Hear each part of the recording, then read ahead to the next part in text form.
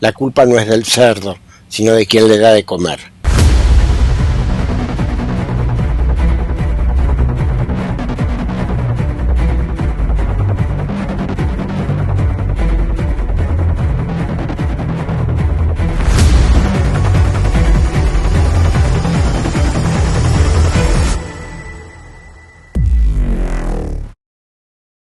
Criollo que, bueno, existe en muchos países. La culpa no es del cerdo, sino de quien le da de comer. Mm, O sea, no le echemos la culpa al imperialismo porque el imperialismo es imperialismo y el imperialismo nunca va a ser bueno. La culpa es de la incapacidad de los movimientos populares latinoamericanos y caribeños para tener una claridad de objetivos en el objetivo principal, que tiene que ser la unidad política de la patria grande, porque no hay otra posibilidad de integrarse a las nuevas condiciones del mercado mundial, que es negociando desde los 34 países. Hace un momento referiste a la CELAC como 33 países, eso es cierto, pero porque Bolsonaro sacó a Brasil de la CELAC. Con Brasil somos 34. Y menudo país es el que falta en la cuenta. Eh, eh, el problema fundamental es un problema primero de, yo diría que es un problema de dignidad, es decir, un problema de autoafirmación de nuestros liderazgos políticos, de nuestros liderazgos populares, que miren para abajo, no miren para arriba, y de ese modo vayan construyendo con voluntad, perseverancia y prudencia y templanza un camino de unidad que les permita negociar en mejores condiciones con las grandes potencias en juego por el poder mundial. A partir de allí, obviamente se pueden combatir las amenazas y las intervenciones norteamericanas y británicas, que las hay todos los días. Es decir, simplemente para muestra basta un botón.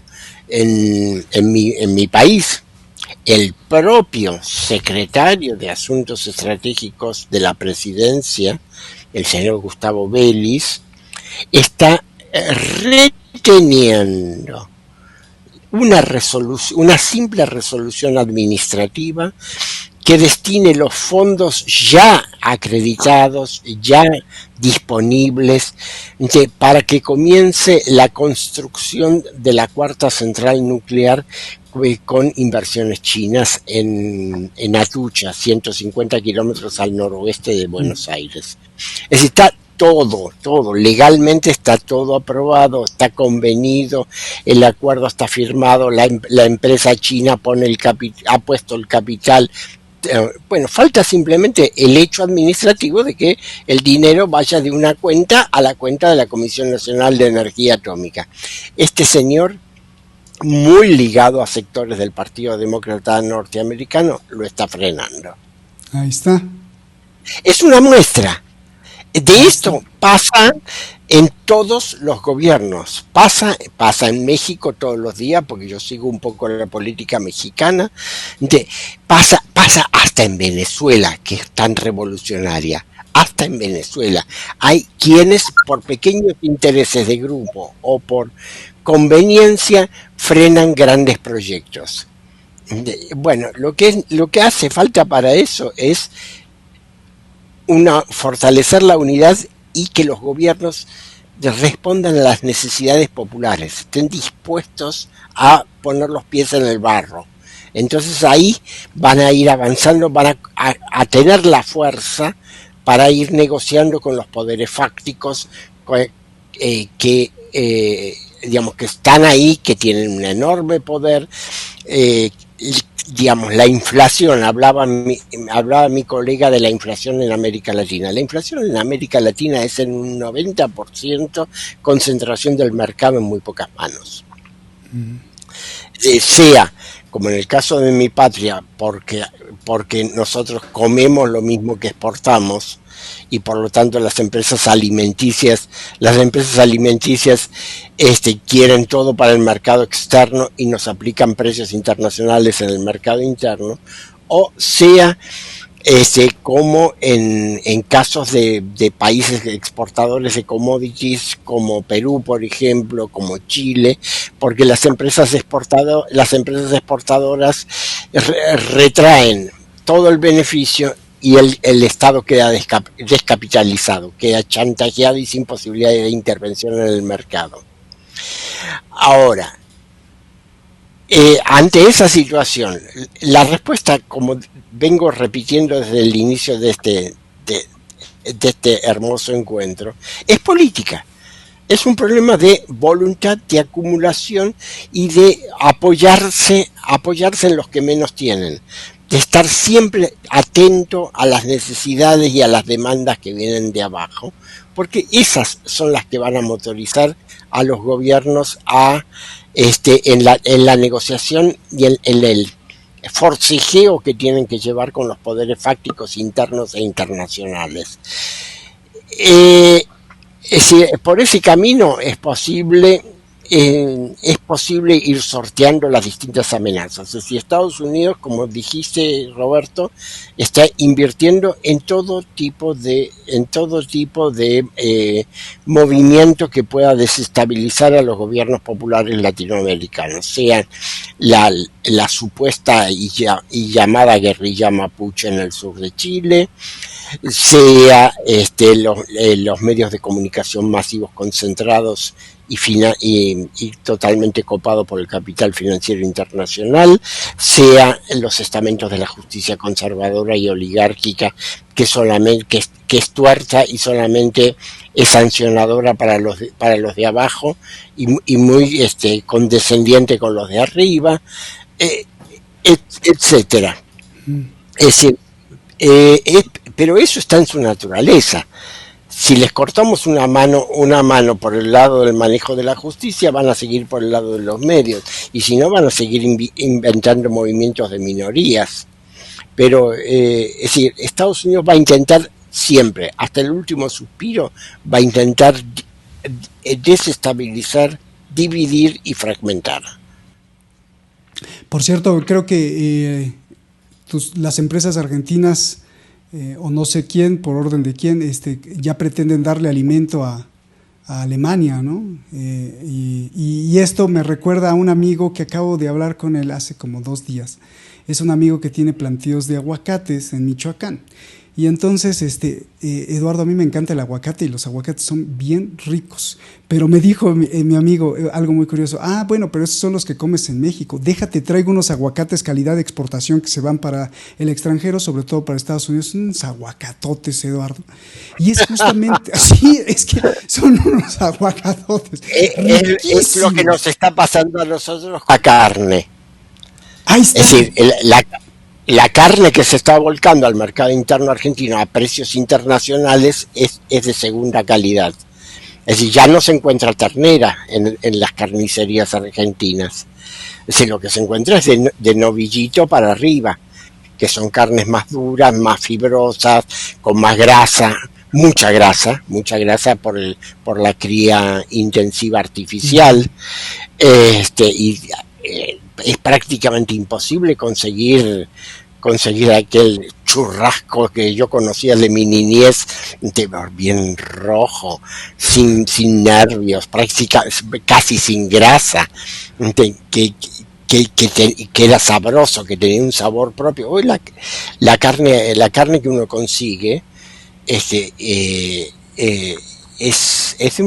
una relativamente baja calidad, porque la carne buena se está yendo a China.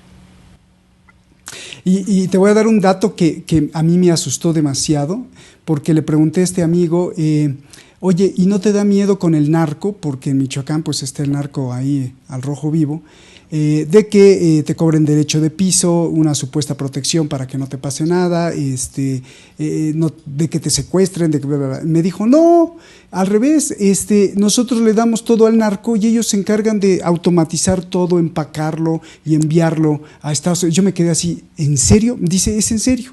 O sea, ellos ya tienen todas las empresas empacadoras y exportadoras controladas para que la exportación se haga. Esto es dramático. Entonces, por eso te preguntaba, Eduardo. Perdona, ahí lo que estás viendo, te estás dando un ejemplo vivo de la criminalidad del Estado norteamericano.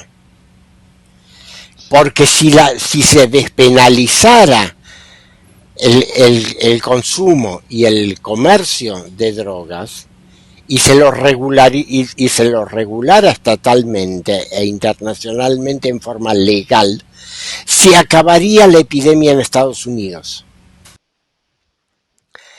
Entonces se lo podría tratar, pero el problema es que si eso sucediera, Estados Unidos tendría varios millones menos de gente enferma, y por lo tanto el riesgo de una mayor participación y protesta social, que fue para lo que introdujeron la droga en los años 70, para evitar eso.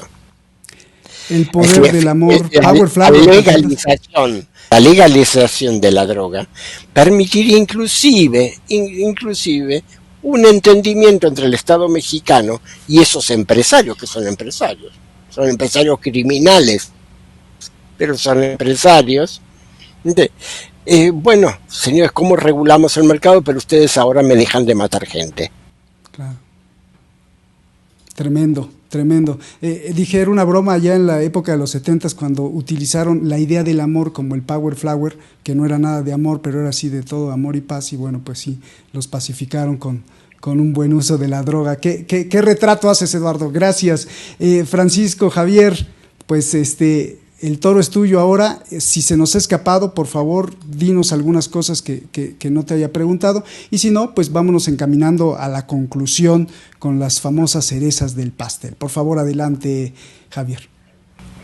A raíz de los análisis que estabais haciendo del narco, se me ha venido a la cabeza la importancia que tienen las narcofinanzas en la estructura financiera no solo de Wall Street, sino de todas las bolsas, la de Chicago o la de San Francisco. Es decir, las finanzas que están detrás de las finanzas y que vienen y se mueven, estos ingentes capitales que vienen directamente de la explotación de las drogas. Y también se me ha venido a la cabeza como, curiosamente, la anglosfera, especialista en pirataje desde el siglo XVI, XVII, y en todo tipo de tráficos, cuando intentó dominar China, lo hizo a través de las llamadas guerras del opio, es decir, metiéndoles la droga. Pero la droga de esa manera. Por lo tanto, lo que decía Eduardo apuntaba muy bien. Y diría, en lo que estaba comentando antes también, que no he podido precisar con detalle porque estaba buscando la nota, son datos del 2016, cuando decía que solo 2 bancos de la República Popular China, el banco llamado CDB, Banco de Desarrollo de China, y el otro banco llamado CEXIM, Banco de Exportación y de Importación de China, estos 2 bancos, si los comparamos con los bancos occidentales de desarrollo, el World Bank, el European Bank for Reconstruction, la Inter-American Development Bank, el Asian Development Bank y el African Development Bank, con datos estadísticos del 2016 ya superaba en activos, y lo importante que son los activos para la solvencia de los bancos, el CDB y el Exim chino tenían más de 1,8 billones de dólares en activos en el 2016, frente a 600.000 millones los otros bancos occidentales unidos.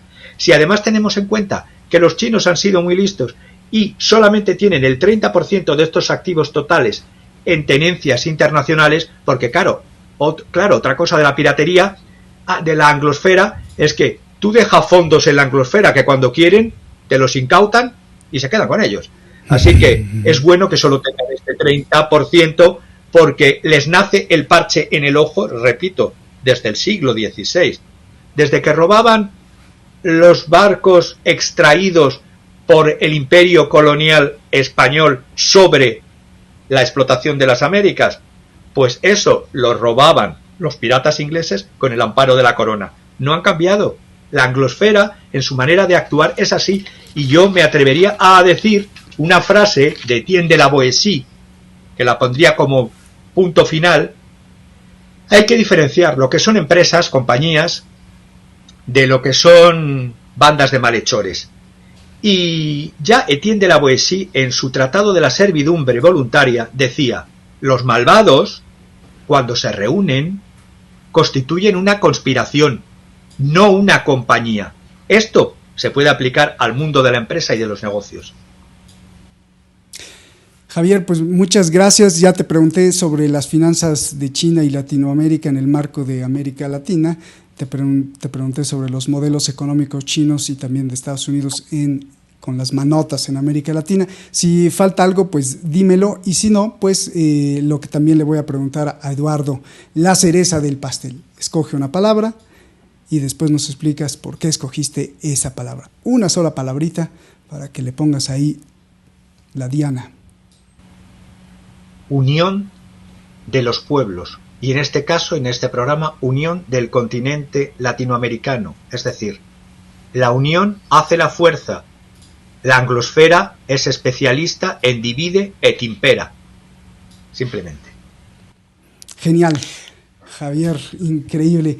Eduardo, pues igual, si tienes algunos puntos que tocar para que nos los expliques, y si no, pues te voy a preguntar por la cereza del pastel. Antes te iba a decir que este amigo con el que platicaba de los aguacatotes me decía, es que además no tenemos alternativa, o sea, ya organizadamente, como si fuera una gran corporación con oficinas y todo, el narco te controla la exportación de los aguacates, en el caso de mi amigo, y además no te puedes hacer para ningún otro lado. Y hay de ti si te haces para algún otro lado, ¿no? Porque no hay esa alternativa. O sea, qué bien lo explicas y cómo corroe esa parte corporativista transnacional, incluso en brazos ilegales, ¿no? Es genial esta explicación que hacen los dos.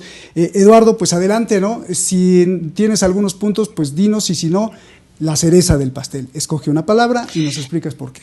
Adelante. Es que yo voy a empezar precisamente por el pie que me ha dado Francisco, banda de malhechores. Precisamente la baja tendencial de productividad del capitalismo occidental desde la crisis de los años 70 ha llevado, y la financiarización extrema en conjunto con la desregulación de los mercados por el neoliberalismo y la expansión del imperio único, han llevado a que el capitalismo tenga su lugar de acumulación principal en el crimen organizado. Mira qué casualidad. La próxima Copa del Mundo se va a jugar en Qatar. Me aparece también hoy el rey de España por ahí en España. Bueno, perdón. Bueno, es un buen empleado, tiene que trabajar.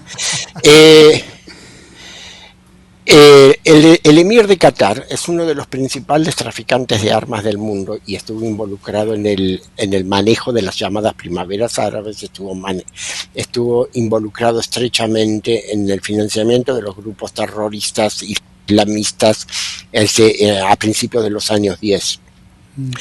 Y como han hecho varios de los jeques árabes, su dinero mal habido lo lava a través del fútbol.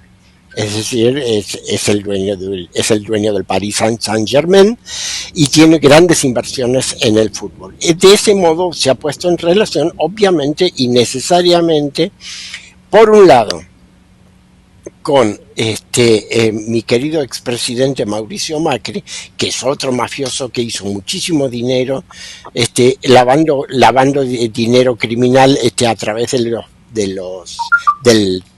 las transacciones de jugadores, es decir, la compra-venta internacional de jugadores, y que ahora es el presidente de la Fundación FIFA. ¿Qué es la Fundación FIFA? La Fundación FIFA es una fundación supuestamente para el desarrollo del fútbol en países que todavía no tienen una gran tradición futbolística. O sea, es para extender el comercio de jugadores, de sponsoring, de construcción de estadios, etcétera, etcétera, viajes y todo lo que está relacionado en el resto del mundo, sobre todo en particular en África, pero también en otros países de Asia. De ese modo, el Mauricio Macri, que pertenece a la 'Ndrangheta calabresa y pertenece también a la masonería de rito británico, se ha convertido en un estrecho socio del emir de Qatar.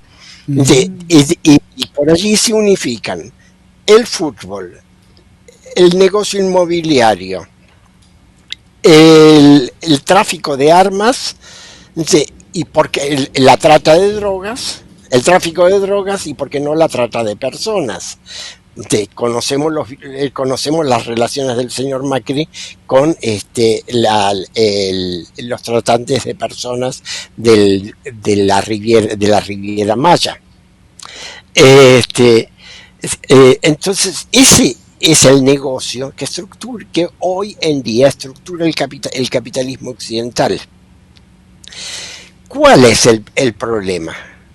Es decir, el sistema capitalista va a perdurar porque perduran no solamente las relaciones de mercado, sino que perduran como modo principal de producción la forma de producción capitalista, aunque está ya muy combinada con otras formas que es muy interesante ir viendo cómo se dan las mezclas, pero eso es para otro programa que le puedes dar 5 horas y nos dedicaremos a eso.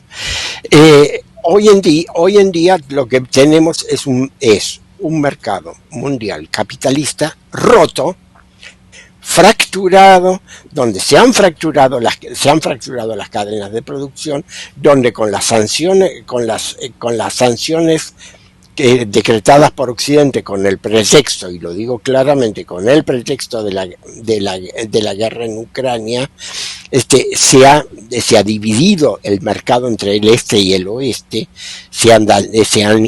han subido enormemente los costos. Entonces hoy lo que se está produciendo es que muchísimas empresas tienen que buscar nuevos caminos, nuevas líneas de producción internacionales. Y eso va a restablecer completamente, va a redibujar el mapa mundial, el mapa económico mundial. Es una gran posibilidad, es una ventana de oportunidades para transicionalmente ir desarrollando otro tipo de relaciones capitalistas, pero eso requiere una gran intervención política, y para repetirme, como me gusta repetirme, eso requiere dignidad de los dirigentes, honestidad, sacrificio y una visión de largo plazo, constancia, perseverancia e inteligencia. Diría mi abuelita, se necesitan pantalones bien puestos. Eduardo, la cereza del pastel, una palabrita, y no vas a escoger la palabra aguacate, ni churrasco. Una palabra para que le pongas la cereza y nos explicas por qué. La he mencionado recién, templanza. Estamos atravesando mundialmente una zona de enormes tormentas. Graves tormentas. Estamos al borde de la guerra nuclear y no es chiste. Es real, el peligro es real. Se han roto todos los puentes de diálogo y de negociación. Hay muy pocos, pero que penden de un hilo, como por ejemplo la intervención del Papa Francisco para sacar a los criminales de la fábrica, de la acería en Mariupol, la negociación que entabló a distintas puntas. Pero eso es delgado y se rompe en cualquier momento. estamos en ese peligro, necesitamos mucha visión de largo plazo, mucha calma, mucha cabeza fría y mucho corazón caliente. Corazón de alma. Muchas gracias. Eduardo, verdaderamente, Javier, los dos son geniales y se apasiona uno con ustedes. Les agradezco mucho a nombre de todos nuestros seguidores, a nombre del equipo, a nombre del conocimiento y la conciencia. Eduardo, gracias, de verdad. Javier, no, gracias de verdad. Y bueno, pues yo también quiero poner una cerecita, ¿no? Que no le den atole con el dedo. Aquí en México se dice atole con el dedo cuando el chocolate o el café o lo que usted quiera que le guste, se lo dan así con el dedo en la boquita, en la lengüita, así para que usted esté contento, mientras le están por detrás saqueando todo y no sabe ni cómo.